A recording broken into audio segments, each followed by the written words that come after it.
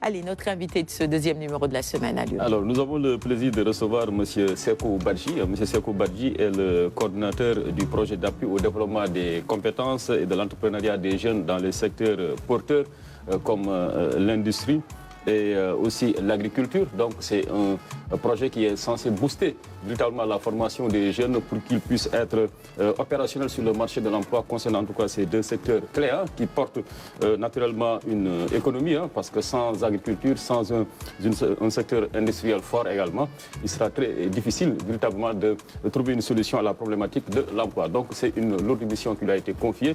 Alors c'est un projet financé, il faut le dire, par la Banque africaine de développement, bien sûr, en partenariat avec l'État du Sénégal, le premier bénéficiaire. Et donc on reviendra sur alors, les résultats du PDCEJ et puis également sur les cibles, la formation, quels sont les secteurs qui ont été ciblés, le pourquoi. Donc voilà autant de questions qui sont au menu des échanges avec notre invité, M. Sekou Badji. Bonjour Sekou Badji. Bonjour. Merci d'avoir accepté notre invitation ce matin. Merci à vous.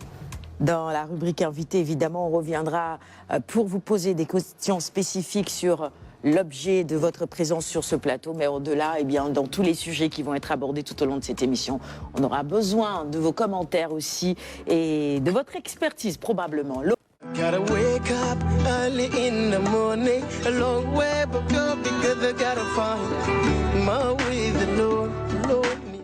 Et pour répondre à nos questions ce matin, Sekou Badji, pour ceux qui nous rejoignent à l'instant, je rappelle qu'il est le coordinateur du projet d'appui au développement des compétences et de l'entrepreneuriat des jeunes dans les secteurs porteurs. Il faut lire PDCEJ, c'est bien ça. Oui. Merci encore une fois d'être sur ce plateau avec nous.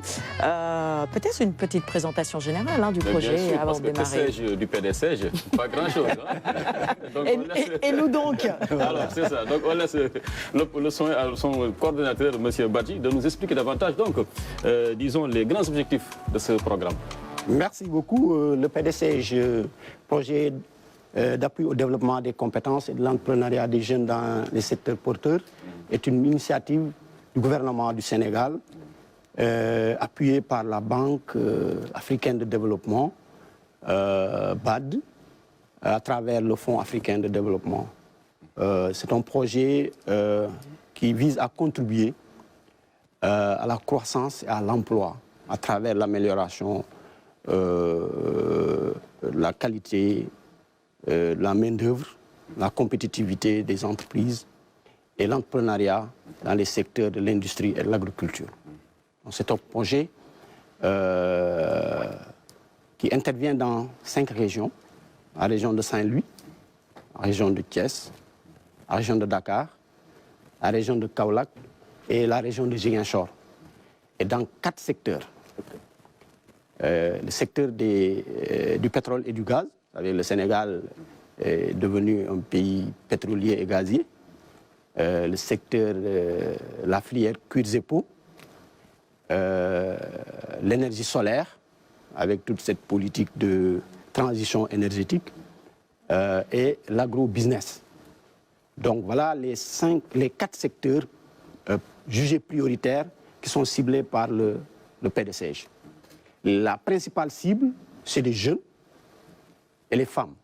Donc c'est un projet qui vise en tout cas à promouvoir l'emploi chez les jeunes et les femmes, mais aussi l'entrepreneuriat. Donc son budget est de 12 milliards 182 millions francs CFA, donc sur 5 années. Okay. Le projet intervient sur plusieurs volets. Il y a d'abord le développement des compétences à travers les formations qualifiantes courtes dans les 4 secteurs. La construction et l'équipement de 3 centres de formation professionnelle. Un sur les métiers du pétrole et du gaz, aujourd'hui en construction à Saint-Louis. Un deuxième centre de formation dans les métiers des cuirs et peaux à Ngaye Mékhé. Donc vous connaissez bien. Un choix vraiment naturel. Véritablement. Tout à fait. Si on parle de cuirs et peaux au Sénégal, véritablement, la localité qui nous vient à l'idée, c'est Ngaye Mékhé. Absolument. Et ce centre un centre à vocation régionale, hein, est en cours de construction à Ngaye Mékhé. Et le troisième centre, c'est un centre sur les métiers de l'agroalimentaire, dans l'enceinte de l'Institut de technologie alimentaire, ITA, donc à Yara. Alors, le PDCG intervient également dans l'accompagnement des PME en vue de la mise à niveau. Donc, il intervient également dans le financement des PME et des promoteurs individuels qui veulent s'engager dans le processus entrepreneurial. Donc voilà un peu le cadre d'intervention du PDCG qui a démarré ses activités en 2019. Et aujourd'hui, nous avons réalisé beaucoup de résultats dans ces différents domaines que nous pouvons présenter dans les minutes qui vont suivre. Très bien. Bien sûr. Donc, avant de parler de ces résultats, j'aimerais bien qu'on revienne sur le choix des deux secteurs prioritaires du PDCG, que sont l'agriculture et l'industrie. Pourquoi vous avez choisi précisément ces deux secteurs-là? Le choix, c'est en fait un choix qui part de dynamisme de l'économie. Parce que avant la mise en place du projet, il y a eu un document qui a été élaboré sur la base d'une étude. C'est le programme indicatif de coopération entre la banque et le gouvernement du Sénégal qui a permis de décliner les orientations du projet. Et le PDCG, dans le cadre de sa mise en œuvre, s'est focalisé sur des secteurs jugés prioritaires. Vous savez bien qu'aujourd'hui, le secteur du pétrole a connu au Sénégal une avancée eu égard à la découverte d'importantes ressources pétrolières et gazières. Et pour cela, il faut préparer la jeunesse, doter les jeunes de qualifications permettant d'être éligibles dans les emplois sur les plateformes pétrolières en offshore, mais aussi sur l'ensemble de la chaîne de valeur pétrolière et gazière. C'est pourquoi cette focalisation sur le secteur des hydrocarbures, que avant ce qu'on connaissait au Sénégal, c'est la partie aval, c'est la distribution, le transport et la vente des produits pétroliers et gaziers. Mais depuis la découverte, le Sénégal s'est inscrit comme un pays pétrolier et gazier. Et voilà, un pays producteur.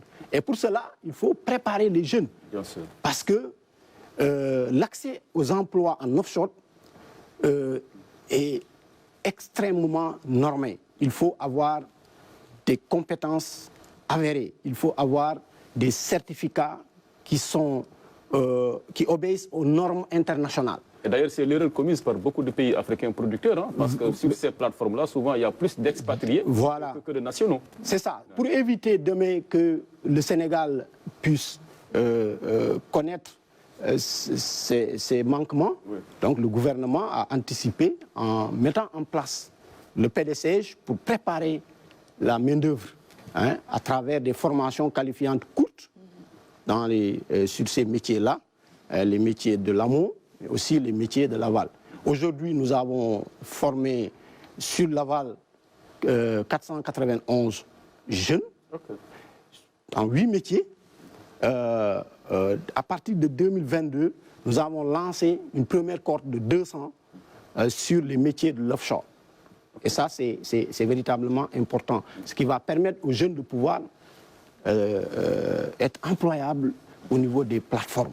Parce qu'il faut non seulement avoir une qualification dans un métier, mais aussi il faut avoir ces certificats-là qui sont reconnus au niveau international pour pouvoir travailler au niveau des plateformes. Pour éviter ce que vous venez de dire, que le Sénégal se retrouve à importer de la main-d'œuvre au niveau de ces plateformes-là. Exactement. Ce projet dont nous parlons ce matin intéresse forcément, j'imagine, les jeunes qui nous regardent en ce moment. Quand vous dites jeunes, dans quelle tranche d'âge est-ce qu'on se situe? Est-ce que vous êtes sur les mêmes normes que l'ADER, par exemple, où on s'arrête à 40 ans et pour les femmes, il n'y a pas de limitation? Quelles sont exactement les tranches qui sont... Exactement. Et pour puis le comment PDCJ... en bénéficier également? C'est Comment ça. bénéficier de ce projet? Comment adhérer? Comment être recruté? Voilà. Des critères à remplir. D'abord, il y a des critères d'âge et de genre. Hein. Pour les critères d'âge, c'est de 18 à 35 ans pour les jeunes, les hommes, et de 18 à plus de 50 ans pour les femmes. Donc il y a là une discrimination positive à l'endroit des femmes. Maintenant, il y a d'autres critères pour pouvoir bénéficier de l'intervention du PDCJ. Il y a le critère de résidence. Il faut être dans les 5 régions d'intervention. Il faut résider dans les 5 régions d'intervention. Est-ce qu'on les a citées, Dakar, les régions d'intervention? Saint-Louis, voilà, Oui. la région de Saint-Louis, Thiès, la région de Thiès, Dakar, Kaolack et Ziguinchor. Ok. D'accord. Voilà ces 5 régions d'intervention les 5 régions d'intervention du PDCJ. Donc, dans les 4 secteurs. Ok. Le PDCJ n'intervient pas dans d'autres secteurs que les 4. Hydrocarbures, cuir et peau, énergie solaire, agrobusiness. Agrobusiness. D'accord. Voilà. Et quand on parle d'agrobusiness, c'est toute la chaîne de la production à la commercialisation en passant par la transformation. Alors, comment on peut postuler? Je suis jeune Sénégalais, je voudrais, par exemple, je suis de Thiès, bon, je fais la part belle à Thiès, Oui. Alors l'incontournable. Alors, je voudrais être recruté pour une filière comme, par exemple, sur une filière, le pétrole. Oui. Alors, je postulerai comment? Oui, aujourd'hui, on a une plateforme en ligne qui permet à tout Sénégalais éligible de pouvoir postuler en ligne. Ok. Postuler en ligne. Il y a les conditions de recevabilité des candidatures qui sont, en tout cas, publiées, que nous publions dans les journaux. À chaque fois que nous lançons un appel à candidature pour que les jeunes puissent envoyer leur dossier. Ok. Mais pour les métiers du pétrole, nous avons, avec notre partenaire Invest in Africa, une plateforme en ligne qui permet vraiment de pouvoir s'inscrire et de choisir un peu le métier que l'on veut, sur lequel on veut être formé. Okay. Et après, il y a une étude derrière pour permettre à la sélection des candidats qui remplissent les critères qui sont éligibles à la formation. Okay. Parce qu'il y a plusieurs métiers qui sont ciblés et pour chaque métier, il y a des profils qui sont recherchés. Parce que, comme vous le savez, on n'aura pas le temps de former un soudeur. Mais nous, on apporte le complément qu'il faut pour permettre aux jeunes professionnels de pouvoir accéder à une plateforme offshore. Parce que pour accéder à la plateforme, il y a des compétences qu'il faut avoir pour pouvoir accéder à une plateforme. Okay. Donc, de manière générale, il faut quand même une certaine qualification avant de pouvoir postuler. Oui, pour les métiers de... Non, des diplômes on peut avoir... parce que ça dépend des métiers. D'accord. Ça dépend des métiers. Par exemple, pour être soudeur... il faut avoir au moins les voilà, bases, il faut avoir des qualifications dans le domaine. Oui. Maintenant, il y a d'autres compétences nécessaires pour que le jeune soit éligible aux emplois au niveau des plateformes offshore. Okay. Et c'est ça que nous apportons à travers une formation courte qui permet véritablement de pouvoir accéder à ces Et les inscriptions, je précise, se font en ligne sur le site PDCJ? Non, c'est au niveau de Invest in Africa, parce que nous avons signé une convention avec Invest in Africa, qui est notre partenaire opérationnel dans le domaine de la formation sur les métiers des hydrocarbures. Pour tout ce qui touche à l'agroalimentaire, ITA est notre partenaire opérationnel. D'accord. Donc pour chaque type de formation, nous avons signé une convention avec un partenaire. Ça peut être une institution publique, ça peut être aussi une structure privée comme Invest in Africa, qui est une structure privée mais qui intervient dans le contenu local. Hassan? Oui, au-delà j'ai deux petites questions. Hein. Au-delà de cette plateforme en ligne, est-ce que vous avez envisagé en tout cas de mettre plus de numérique dans ce projet pour le digitaliser en quelque sorte? Et ma deuxième question aussi, je prêche pour ma chapelle. La région de Diourbel n'est pas concernée donc, mais est-ce que c'est prévu d'étendre un peu le projet? Parce que quand moi j'entends peau et cuir, certes j'entends Ngaye, mais le plus gros fournisseur de peau, en tout cas, ça reste Touba. Donc est-ce que quelque chose est prévu pour étendre un peu le projet, permettre en tout cas d'installer un centre comme celui de Ngaye à Touba par exemple? Oui, c'est possible dans le cadre d'une seconde phase du PDC, parce que on peut l'envisager. Aujourd'hui, c'est un projet qu'on peut considérer comme projet pilote. Donc, nous avons procédé à l'évaluation à mi-parcours en février 2022. Donc, à la fin du projet, donc, le gouvernement et son partenaire vont procéder à l'évaluation. Et après, on va déterminer s'il faut poursuivre, selon les mêmes orientations, dans les mêmes régions ou étendre à d'autres régions en fonction des besoins de l'économie. Parce que la formation aussi, l'accompagnement, se fait en fonction des besoins de l'économie. Très bien. Je pense que ce que vous avez dit est très pertinent, mais le centre qui est en Ngaye est un centre national et même a une vocation régionale. Parce qu'un Malien peut venir s'inscrire au niveau de ce centre-là et suivre sa formation. Un jeune de Ziguinchor peut accéder donc à toutes les formations qui seront développées dans ce centre. C'est le cas du centre des métiers du pétrole et du gaz de Saint-Louis. C'est également un centre régional qui peut accueillir des jeunes sénégalais et non sénégalais. Donc c'est véritablement des structures donc à vocation nationale. J'aurais rajouté 2 ans au projet. Hein. Ah oui, pour le numérique. Ça, c'est vrai. En fait, il arrive que nos partenaires opérationnels mettent en place des dispositifs à travers des plateformes pour permettre aux jeunes de pouvoir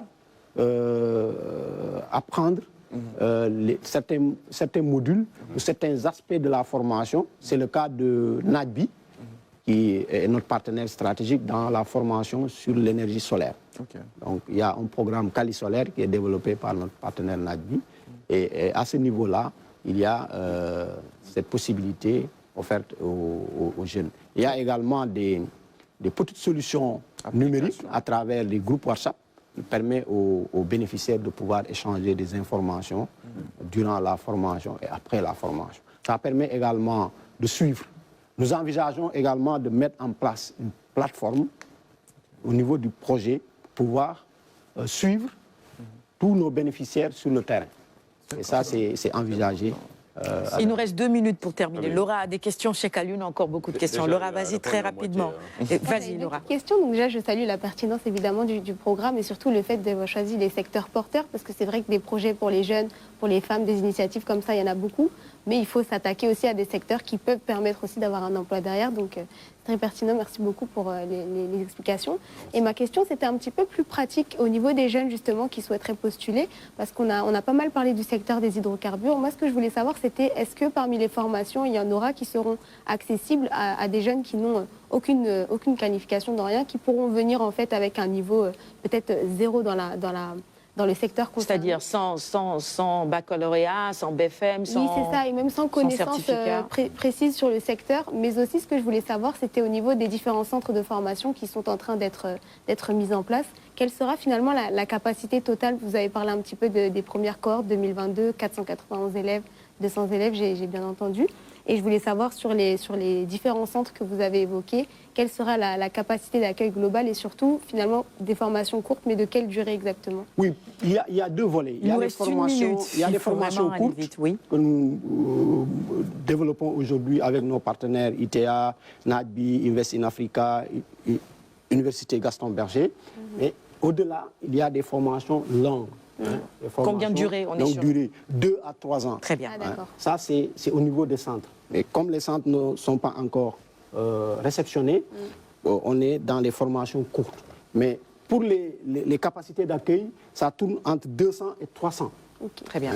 300 en présentiel. Maintenant, il y a les formations continues qui peuvent également se développer dans ces centres-là. Et sur la qualification? Mais maintenant, c'est ouvert à tout jeune qui a un minimum d'instruction. Ça, c'est pour le métier de l'offshore, c'est spécifique. Parce que là, ça nécessite véritablement des compétences aux normes internationales. Et pour ça, on n'a pas le temps de former un soudeur, mais on prend un soudeur et on lui donne les compétences nécessaires lui permettant de pouvoir accéder à une plateforme. C'est ça. C'est cela. Mais pour les autres métiers, dans l'énergie solaire ou dans l'agrobusiness, secteur, il y a des critères qui sont retenus. Par exemple, pour l'énergie solaire, il faut avoir une formation scientifique. Parce que la base ici, c'est l'électricité. C'est ça. Donc il faut avoir un minimum. Mais on reçoit des fois des jeunes qui ont le BFM, mais aussi qui ont le doctorat. Beaucoup de jeunes qui ont le doctorat suivent nos programmes de formation courtes. Parce que c'est des formations courtes, mais qualifiantes, qui leur permettent véritablement de pouvoir accéder à des emplois au niveau des entreprises, mais aussi à entreprendre dans le cadre de leur propre initiative. Merci. Merci beaucoup, M. Badji, pour cette première partie si riche en enseignement. Maintenant, on en sait davantage. On connaît mieux. Voilà, le PDCEJ. Voilà, le PDCEJ. Voilà, à l'entame, je disais que sais-je du PDCEJ, mais là, maintenant, voilà, c'est bon. Voilà, au moins, voilà, j'ai acquis quelques connaissances grâce à vos éclairages. Et dans la deuxième partie, on reviendra peut-être sur le suivi. Vous l'avez un peu abordé, voilà, de ces jeunes-là bénéficiaires de vos différents programmes, mais également la part entrepreneuriat, parce que je pense que l'objectif aussi, c'est de booster l'entrepreneuriat. Et peut-être un jeune qui a fini de recevoir une formation pourrait, pourquoi pas, avec un petit soutien de votre part, voler de ses propres ailes. Donc voilà les questions sur lesquelles nous reviendrons, Inch'Allah, dans la deuxième partie. Merci. Il nous reste 1 minute avant la fin de cette émission. Merci Laura. On les consacre à notre invité très rapidement. Un dernier mot, le mot de la fin, les perspectives. De ce projet aux autres régions du Sénégal et sur les perspectives qui s'offrent à lui. Peut-être vous me permettrez très rapidement de préciser que pour s'inscrire au niveau de nos programmes, il y a notre site www.pdcej.sn. Mais on a également un compte Facebook et un compte Twitter. Et aujourd'hui, quand on regarde un peu les visites, on voit qu'il y a beaucoup de jeunes qui visitent notre site internet et aussi notre compte Facebook. Les perspectives. Dire dans le cadre des perspectives, aujourd'hui, nous sommes dans la dernière phase du PDCEJ et il est prévu très prochainement une étude pour la seconde phase. La seconde phase du PDCEJ permettra au Sénégal de pouvoir bénéficier davantage de l'appui de la banque pour